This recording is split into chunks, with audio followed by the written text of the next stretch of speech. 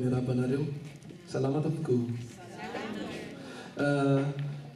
ny raha teo aloha teo isan'ilay hoe fa mitovy zay zay nanambarany tokony hampitovy ny olombelo kanefa ny isan'ny aretina mikiky zay voalaza teo ihany ny toetsatsika olombelona ihany zay manao hoe sasany ambony ny sasany ambany eo anatrehan'Andriamanitra nefa isika rehetra dia tena mitovy ary fantatratsika sika samy indrindraindrindra tsika kristianina dia mahalala mihitsy fa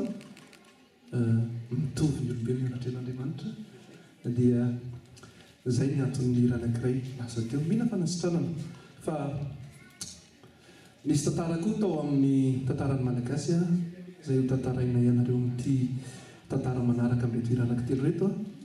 zay nandrarana ny fivavahana tamin'izany fotoana dia niatra tamanaina mihitsy ny hoan'ny malagasy sasany kristianina tamin'izany fotoana ny fanenjehana natao ho an'ny kristianina marina fa tsy fivavahantsika malagasy tany am-piantohana ny kristianisma kanefa ny rehefa mba nahalala kosa itsika dia nienjehina ary niatra tamanaina maro ny malagasy nanolo tena tamin'izany nijoro vavolombelona anisan'izany reto tantara reto rahasalama tantarany rahasalama ohatra zay hoentinay ankira aminareo dia hira anankiray manaraka zay so fa teo ianao soa tokoa fa teo ianao Jesosy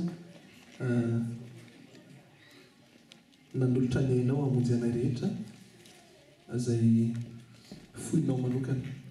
ary anisan'ny anankiray isaorantsika hira farany dia fa tsara ianao hira ndrinana mamonjy izy ity